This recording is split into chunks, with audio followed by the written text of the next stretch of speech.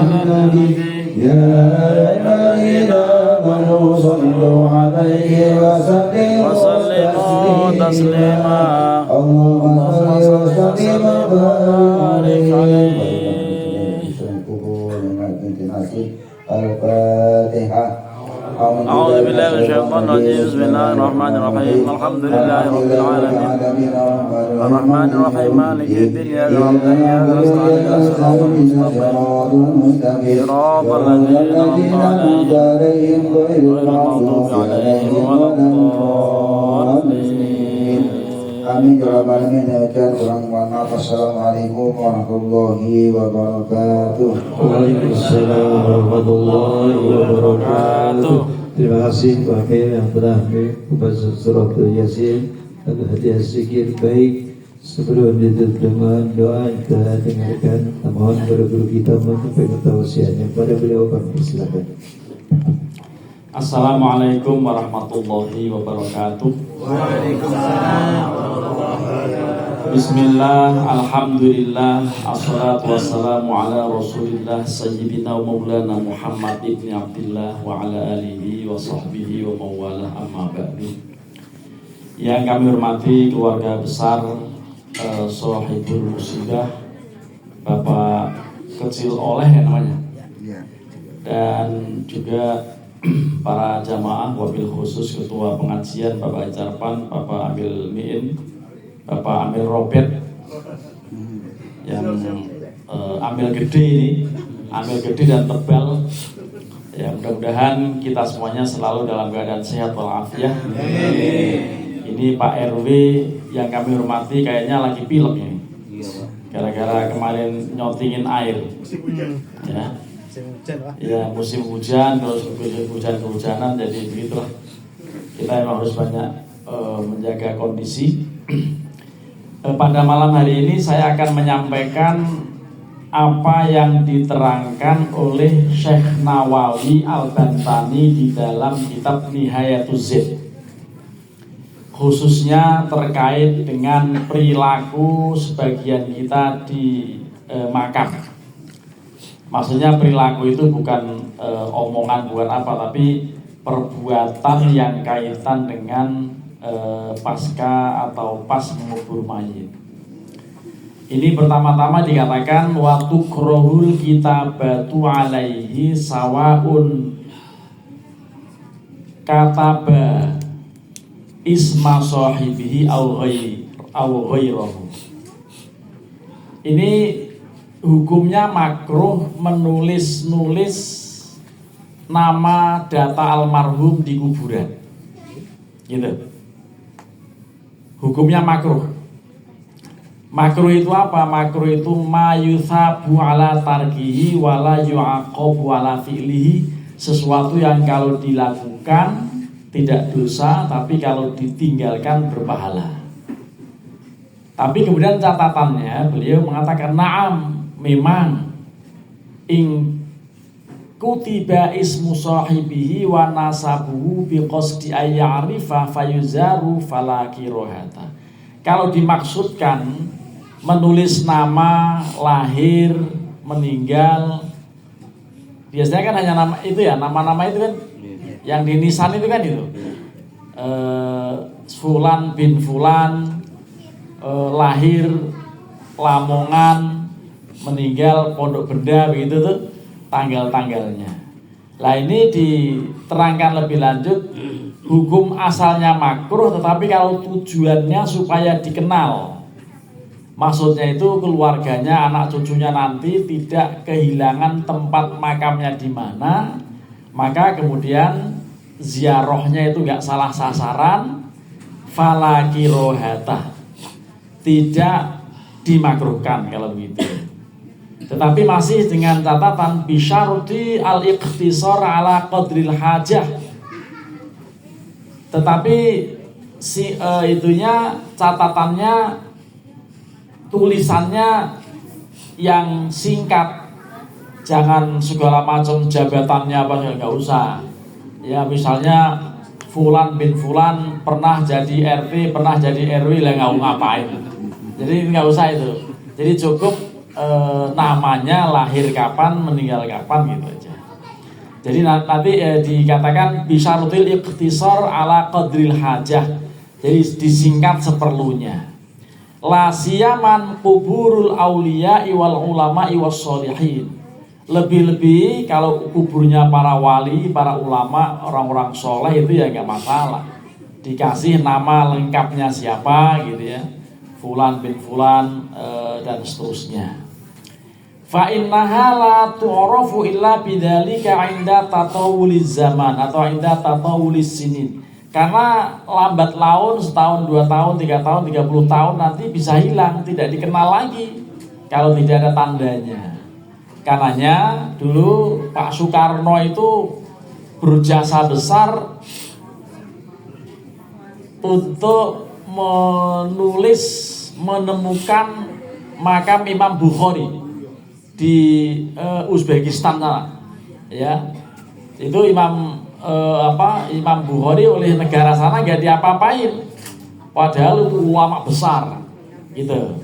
Karenanya yang sering ditulis itu tujuannya supaya dikenal oleh keluarganya dan tidak kehilangan. Karena kalau tidak dirawat seperti itu, saya aja kemarin bisa saruh ini ibu saya yang mana pembodi saya, akhirnya kemarin kemudian ditaruh nisan gitu ya. Dan cukup namanya, wafatnya kapan, lahirnya kapan. Yang kedua, ini yang perlu disampaikan di sini, wa yukrahu ayyaj'ala 'alal qabri midhallah kakubatin. Jadi makruh juga untuk memasang payung di kuburan. Kan suka ada yang memasang payung ya? Payung bagus nih di sini tadi tinggal gitu ya. Maksudnya apa gitu? Tapi ini dimakruhkan. Tidak ada keterangan lain ya. Kalau tadi makruh, kalau tujuannya untuk dikenal, tujuannya untuk memberi tanda orang-orang soleh, ulama, para wali, masih oke, nggak masalah, tidak makruh. Tapi kalau memasang payung ini disebutkan makruh lalu tidak ada catatan apa-apa. Apa kalimatnya? Li anna Umar radhiyallahu anhu ra'a qubbatan fanahaha. Umar dulu pernah melihat gundukan tanah semacam ada payung gitu ya di situ, lalu dihancurkan, dilebur, diratakan oleh Sayyidina Umar waktu itu. Wa qala da'uhu yudhilluhu amaluh. Tinggalkan tuh payungnya, hilang tuh, jangan sampai ada hilang, kata Umar bin Khattab. Payungnya dihilangin, tolong nggak usah ada gini-ginian, karena yang melindungi bukan payung ini, itu kan ya. Yang akan melindungi dia adalah amalnya. Itu. Jadi amal perbuatannya itulah yang cukup menjadi payung. Nggak usah pakai ada payung motor atau payung apa, nggak usah.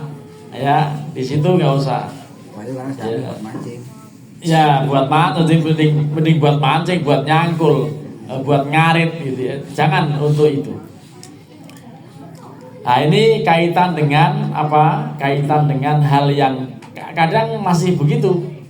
Saya masih ketemu ada payung di makam nih, apa payung, ternyata tujuannya nggak tahu tuh tujuan yang masang gitu ya.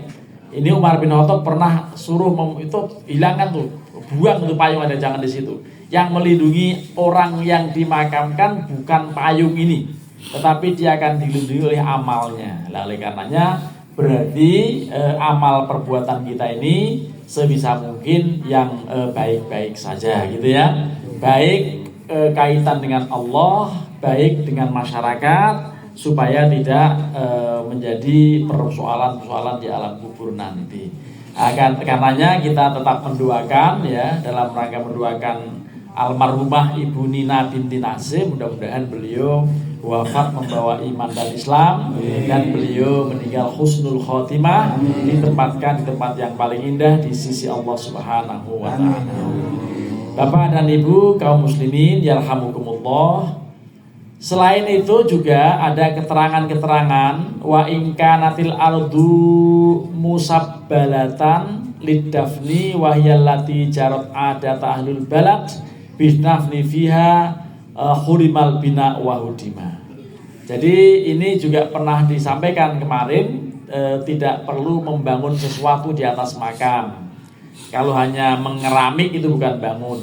Tapi kalau dibangunnya untuk tokoh tertentu, misalnya sesepuh kampung, misalnya terhadap guru mu'alim kan dibikin itu benteng gitu kan ya. Itu tidak masalah karena apa? Tujuannya supaya orang kenal juga. Tetapi kemudian wastathna ba'duhum quburul anbiya wasyuhada wassolihin. Ini memberi pengecualian oleh sebagian yang lain. Kalau kuburan para nabi, kuburan para syuhada, kuburan para soleh tidak menjadi masalah. Wanahwuhum atau ya wanahwihim walau kana baqiyatun liyahya'iz ziyarah. Walaupun ujung-ujungnya kaitan dengan supaya apa? Supaya tidak gampang lupa orang-orang yang mau ziarah ke situ. Lalu watabarruk dan juga tabarruk bihim. Tetapi mengenai tabarruk ini kadang-kadang kalau tidak baik atau belum lengkap, akidahnya belum baik, kadang-kadang bisa menjadi musyrik. Karena apa?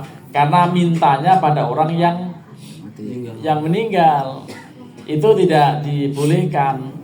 Ya, jadi tidak boleh minta sama yang meninggal. Dimintanya sama Allah. Tetapi kalau misalnya bi barokati hadi atau hadal aulia, dengan berkah wali ini, wali itu siapa? Khususnya para nabi, itu boleh. Yang nggak boleh itu kalau minta langsung yang meninggal. Ini kalau minta langsung pada Allah. Jadi ini yang suka menjadi diskusi para ulama itu di situ. Lalu terkait dengan tadi mengenai tabarruk, ya, kemudian mengenai ziarah ke makam-makam wali yang seperti kebiasaan kita. Tapi kalau kita ziarah makam wali itu memang ada dua niat. Pertama, niatnya memang betul ziarah. Yang kedua, niatnya sambil mudik karena nggak punya kampung. Ya, orang-orang sini kan nggak punya kampung. Akhirnya rombongan Pak Cecep selalu itu 4 hari lagi itu ya, 6 hari lagi. Ya, tapi tidurnya biasanya di masjid-masjid ya. Atau di losmen atau di mana kadang-kadang. Ya, jadi nyewa seperti itu. Jadi ini kebiasaan masyarakat kita menjalankan itu, tapi itu memang tujuannya untuk apa? Tabarukan. Ya di samping memang untuk refreshing gitu ya, beli-beli golok apa gitu Pak ya. Biasanya beli golok. Tapi kalau yang menarik ya di Sunan Gunung Jati, beli apa? Beli empal gentong. Wah itu menarik betul tuh. Waktu itu, waduh, memang lagi lapar, jadi lapar, mana dagingnya tebel-tebel, empuk. Wah ini nggak terlupakan. Jadi ziarah pertama ke sana waktu itu langsung dapat empal gentong yang cakep gitu ya. Itu nggak lupa itu. Akhirnya pengen suatu saat hanya nyari empal gentongnya lah. Kalau gitu sih ngapain ke sana-sana kan? Di tempat-tempat lain ada. Jadi itulah. Jadi niat masing-masing orang gitu ya. Jadi ini ada keterangan seperti itu. Wa aftabil halabiyu wa qala umiro bi Syekh Az-Zayadi. Jadi itu yang membolehkan mengenai tabaruk dan ziarah-ziarah ke para wali ini ya para ulama ya pasti. Ini ada Imam Al-Halabi, ada Imam Az-Zayadi ma'awilayatihi ya beserta dengan kekuasaannya. Artinya beserta dengan rekomendasi beliau. Wa kullu dzalika lam yartadhihi al-allamah. Tetapi yang lain lagi kata Imam Nawawi atau Syekh Nawawi ini tidak disetujui oleh tokoh yang lain. Ini biasa ini mengenai diskusi soal itu. Ya soal berziarah dengan berbagai berbagai niat. Tetapi kalau niat kita insya Allah sudah terdidik dengan baik. Ya tidak kemudian minta pada orang yang dimakamkan di situ. Jadi ini yang bisa disampaikan pada malam hari ini. Ya ini terkait dengan soal intinya menulis-nulis lalu juga memasang payung. Ini ternyata dalam kitab juga disebutkan mengenai memasang payung itu. Ya, jadi termasuk kemarin kemudian waktu mengadzankan dan seterusnya sudah mulai ada perbaikan supaya tidak. Tapi yang belum barangkali begini Pak Amin. Karena disampaikan juga bahwa kakinya itu dimepet dengan dinding makamnya kaki. Ya. Kemudian pipinya juga dibuka. Pipi kanannya itu dibuka bukan hanya hidungnya. Jadi pipi kanannya, pipi sama hidung itu terbuka gitu. Jadi memang begitu. Waktu sudah di makam seperti itu. Kalau di rumah ditutup pakai kapas kan. Tapi nanti kalau di ini ya dibuka kafannya, dibuka kipasnya kapasnya supaya ini nyentuh ke tanah. Pipinya nyentuh ke tanah, kemudian hidungnya atau itu juga nyentuh ke tanah. Lalu diganjel dengan gelu. Gelu singkatannya apa? Udah diterangkan? Gelu itu namanya apa ya? Ini namanya kepelan itu. Ya, kepelan. Jadi yang kalau orang Jawa menyebutnya gelu. Gelu itu semua tugel kecuali telu. Gitu. Semuanya tugel, semuanya putus. Yaitu amal perbuatannya semua putus kecuali 3. 3 itu apa? Shadaqatun jariyatun aw ilmun yuntafa'u bihi aw waladun sholihun yad'u lahu. Jadi ini hadisnya itu. Jadi semua putus kecuali 3 hal. 3 hal itu sedekah jariyah atau wakaf, yang kedua ilmu yang bermanfaat, dan yang ketiga adalah anak soleh yang mendoakan. Demikian mudah-mudahan doa kita dikabul Allah Subhanahu wa taala. Lakal hamdu ya Allah ya Rabbana ya